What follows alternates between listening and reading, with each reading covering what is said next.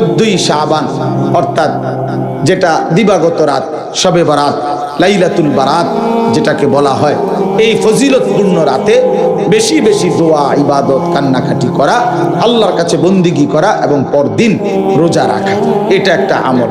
এটা আমল মূলত। শবে বরাত কোনো উৎসব না, শবে বরাত কোনো অনুষ্ঠান না, শবে বরাত একটা আমলের রাত। আমলের রাত আমরা এটারে উৎসব বানাই ফেলি। আমরা বুঝছি শবে বরাত মানে 12 ডেক খিচুড়ি। হ্যাঁ, শবে বরাত মানে 60টা করে জিলাপি। শবে বরাত মানে হইলো 60টা করে জিলাপি, বুঝছি নি কথা? ঠেলাঠেলি করে জিলাপি লইছে শবে বরাত। কি লই আইছো? শবে বরাত লই আইছি, এই যে হাতে শবে বরাত, শবে বরাত এটা নেই শবে বরাত। এ তো ইবাদতের রাত, ইবাদতের রাত। দোয়া, কান্নাকাটি করবে, নিজে নামাজ পড়বে, তওবা করবে, ইস্তেগফার করবে। এই জন্য শবে বরাত এই আগামী শুক্রবার দিবাগত রাতে, এমন সময় লাইলাতুন নিসফে মিন শাবান। এজন্য ওই দিন নিজে নিজে যত বেশি সম্ভব যার যে দূর শরীরে কুলায় ইবাদত করবেন, পরের দিন রোজা রাখবেন। তাহলে এই মাসে হলো এই 3টা আমল বড় দাগে। একটা হলো দোয়া বেশি করা রমজানের জন্য, 2 নাম্বার হলো কিছু নফল রোজা রাখা, আর 3 নাম্বার হলো শবে বরাত রাত্রি জেগে ইবাদত করা, দিনের বেলা রোজা রাখা। বিশেষ করে একটা সুযোগ হইল যে বেশি রোজা রাখা, এই সুন্নত নবীজি রমজানের প্রত্যেক আরবি মাসের 13, 14, 15 এই 3 দিন নবীজি রোজা রাখতেন। এটা একটা সুন্নত। আবার শবে বরাত এই 3টা একসাথে মিলানো যায়। কেউ যদি এই 13, 14, 15 শাবানের অর্থাৎ আগামী বুধ, বৃহস্পতিবার, শুক্রবার, শনিবার, এই সপ্তাহে, এই সামনের বৃহস্পতি, শুক্র, শনি এই 3 দিন রোজা রাখার চেষ্টা করেন। তাহলে 3টা জিনিস লাভ হইল। এক, যে এক নবীজি যে এই মাসে একটু বেশি রোজা রাখতেন, নফল রোজা, তামনো 3টা রাখছেন, এইটা একটা। 2, নবীজি আরবি চাঁদের 13, 14, 15 এই 3 দিন রোজা রাখতেন সবসময়, তো এইটাও এই 3 দিন। আবার শবে বরাতের জন্য নবীজি যে একটা রোজা রাখতেন, এইটাও এই 3 দিনের শেষ দিন, মানে 3 in 1। বুঝছেন না কথা? একের ভিতরে 3 আছে, অর্থাৎ আপনি সবটা আদায় হবে।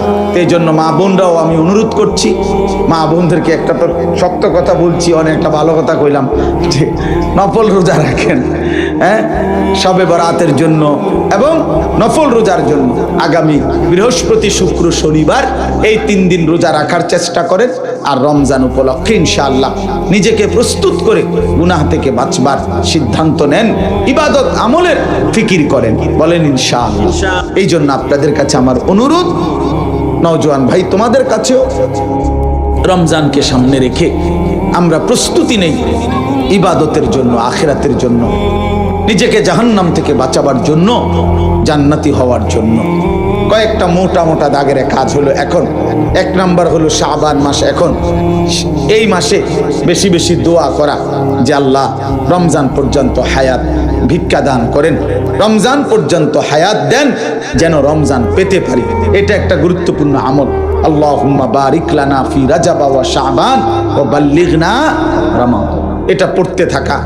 অথবা বাংলায় বলেন যে আল্লাহ রমজান পর্যন্ত হায়াত দেন, রমজান পর্যন্ত হায়াত দেন।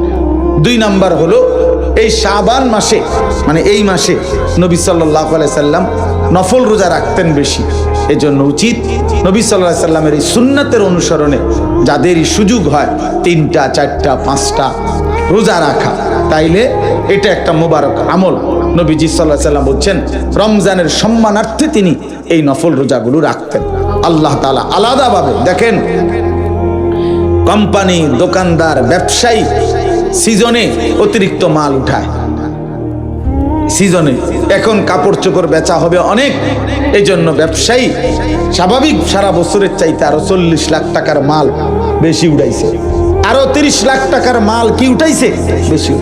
রব্বুল আলামিন আল্লাহ তাআলা বলতেছে, বান্দা রমজানে আমি আমার বেশি বান্দারে মাফ করি, রমজানে আমি জান্নাত বেশি দেই, রমজানে আমি জাহান্নাম থেকে মাফ বেশি করি।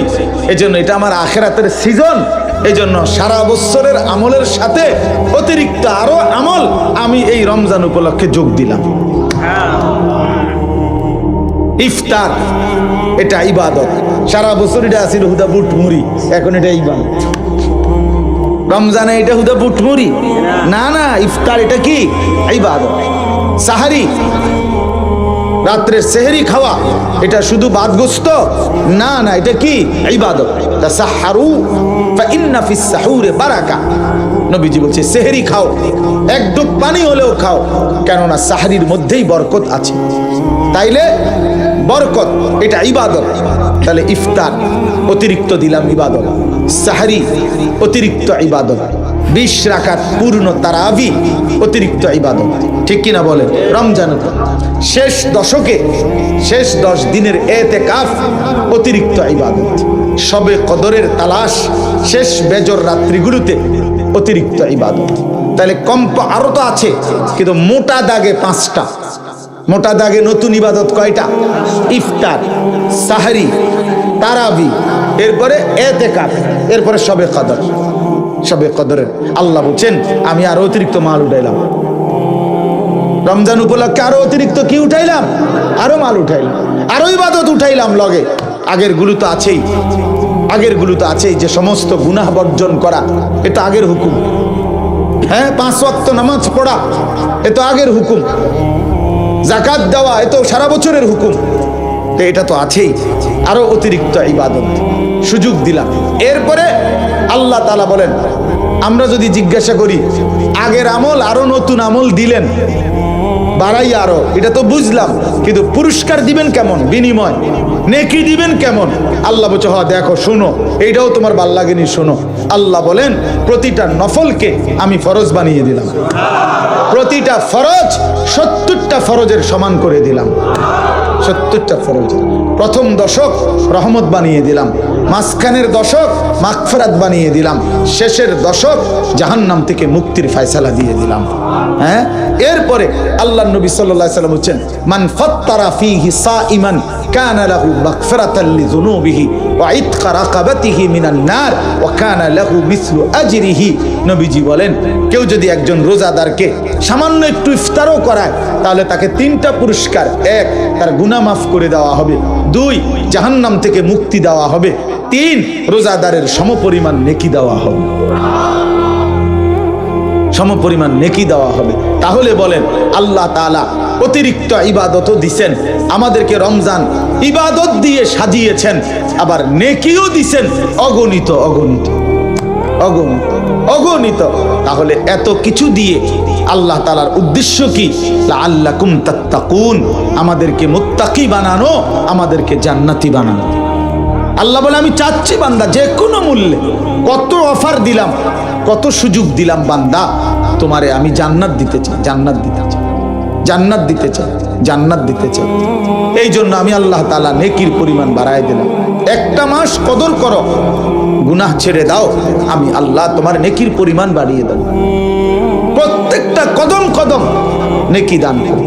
দেখেন সারা বছর মানুষের নেকি লেখে এই ডান কাদের ফেরেশতা, গুনাহ লেখে বাম কাদের ফেরেশতা। যখনই রমজানের চাঁদ ওঠে আল্লাহ তাআলা বলে ফেরেশতা ডান কাদের, এক বন্ধু তুমি হলো বেটা, তুমি আর লিখবা না, এই ফেরেশতা এখন আর তুমি লিখবা না, এই পুরা রমজান আমার বান্দার প্রতিটা নেকি আমি আল্লাহ লিখব। বেটা আনা আজিজি বিহি, আনা আজিজি, আমি দেব বেটা, আমি দেব, আমি দেব।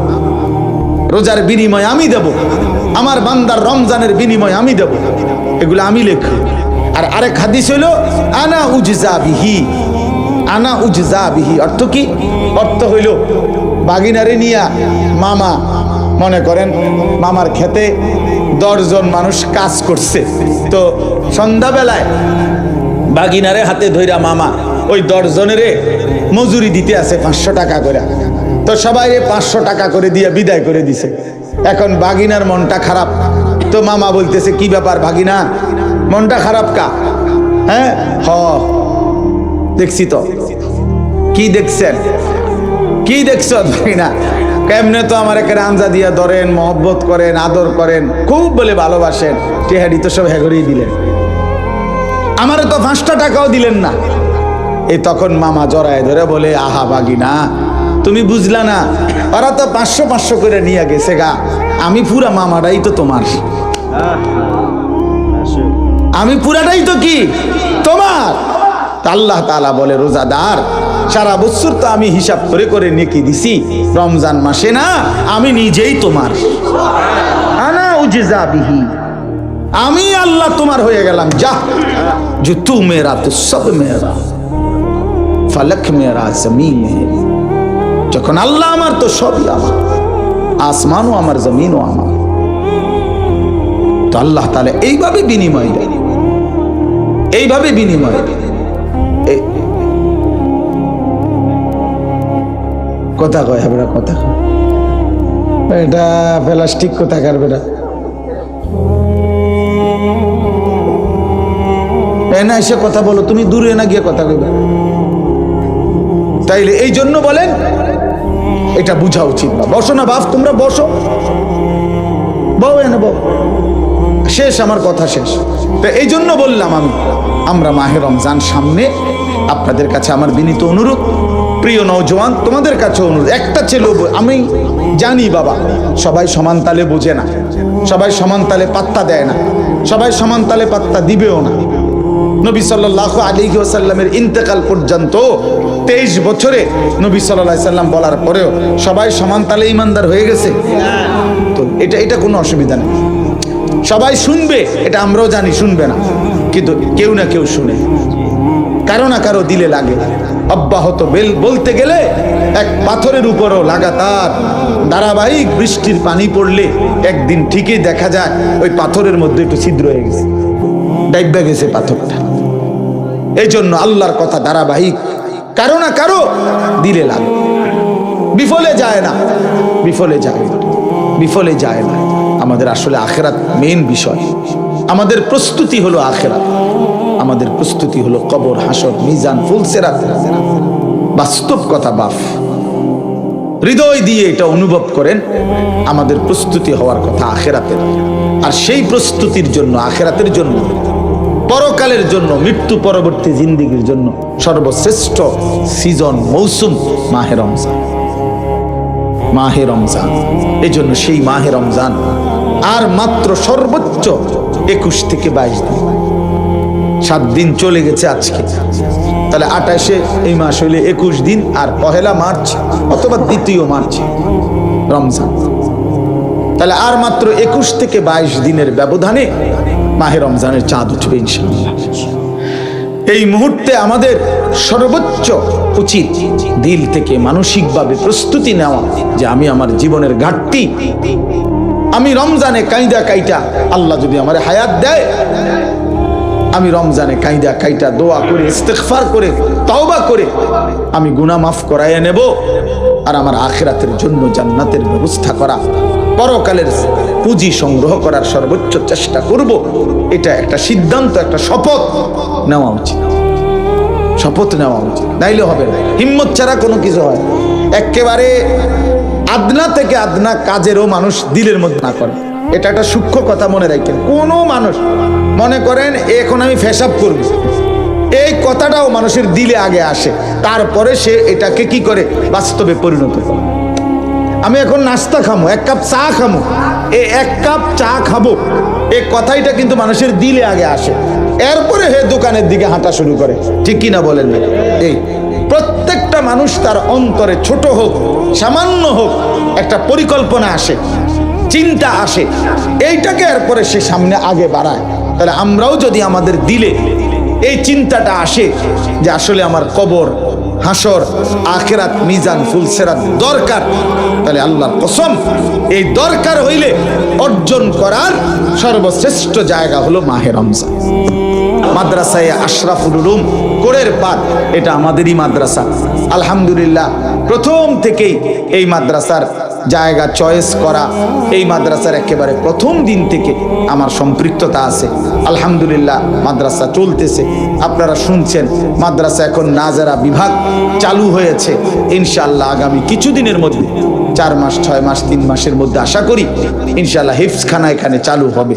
আপনাদের কাছে অনুরোধ রইল, মাদ্রাসায় সহযোগিতা করেন, খোঁজ খবর নিয়েন, দান সদকা করবেন, ভালোবাসা দিয়েন। মাদ্রাসার ছাত্রদেরকে নিজেরা খোঁজ খবর নিলে, মেহমানদারি করলে, আপ্যায়ন করলে অনেক বড় নেকি পাবেন।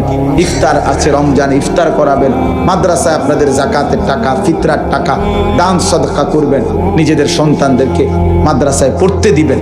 আল্লাহ তাআলা আপনাদের সবাইকে তৌফিক দান করেন। এশার নামাজের পরে আবার যথারীতি বয়ান হবে। মাওলানা মাসউদ জামিল এই মাদ্রাসার মুহতামিম, মাওলানা নিজেও কথা বলবে এবং আমাদের মাহবুব ভাই তিনিও কথা বলবেন ইনশাআল্লাহ। হ্যাঁ, হুসাইন ভাই কথা বলবেন, মাওলানা হুসাইন ভাই। তো ইনশাআল্লাহ আপনারা আবার এশার পরে সবাই আইসেন। আর একটা ছোট্ট কথা হলো, নওজওয়ানদের জন্য আগামীকালকে আমার মাদ্রাসায় আশরাফুল উলুম ময়নামতি, যেখানে আমার মাদ্রাসা, ওইখানে শুধু 16 বছর থেকে 30 বছরের নিচে যাদের বয়স, তাদের জন্য আলাদা সকাল 10টা থেকে আসর পর্যন্ত কিশোর তরুণ যুবকদের জন্য ইসলাহি মজলিস হবে। বিশেষ আলোচনা হবে শুধু তাদের রমজানকে সামনে রেখে চরিত্র গঠনমূলক ইসলাহি মজলিস। 16 বছর থেকে 30 বছর বয়সী যারা, তাদের জন্য সকাল 10টা থেকে আসর পর্যন্ত 4:30 পর্যন্ত ওইখানেই দুপুরের খানা খাওয়ানো হবে। এবং আমার শায়েখ আল্লামা মুফতি মুশতাকুন নবী কাসিমি হুজুর আসবেন, আল্লামা মুফতি আমজাদ হোসাইন সাহেব উনি বয়ান করবেন। এরপরে হযরত মাওলানা মুফতি ইউসুফ বিন ইকবাল তিনি বয়ান করবেন। আমাদের কুমিল্লা ক্যান্টনমেন্টের একজন বড় ডাক্তার মিজানুর রহমান দাওয়াত ও তাবলীগের আমাদের সাথী, তিনি বয়ান করবেন এবং আমি নিজেও ইনশাআল্লাহ থাকবো আমার মাদ্রাসার মজলিস। আবার আসরের পর থেকে রাত্র এশা পর্যন্ত সবার জন্য আম মজলিস হবে। একবারে যার যত বয়স, 200 বছর হোক আর 400 বছর হোক, আপনার সবার জন্য কি আম দাওয়াত, ওইটাও আছে আসরের পরে। আর 10টা থেকে 4:30 কিশোর তরুণ যুবক 16 থেকে 30 বছর বয়সী যারা, তাদের জন্য। এই জন্য তোমরা যারা নওজোয়ান আছো, সুযোগ থাকলে যাওয়ার চেষ্টা করো। কালকে 10টার আগেই পৌঁছতে হবে, পরে গেলে আর বসতে দেওয়া হবে না। হ্যাঁ, এটাই সিস্টেম। আল্লাহ তৌফিক দান। জি, সকলে নামাজ পড়েন, মেহেরবানি করে নামাজে অংশগ্রহণ করে যথারীতি আবার বয়ানে বসে।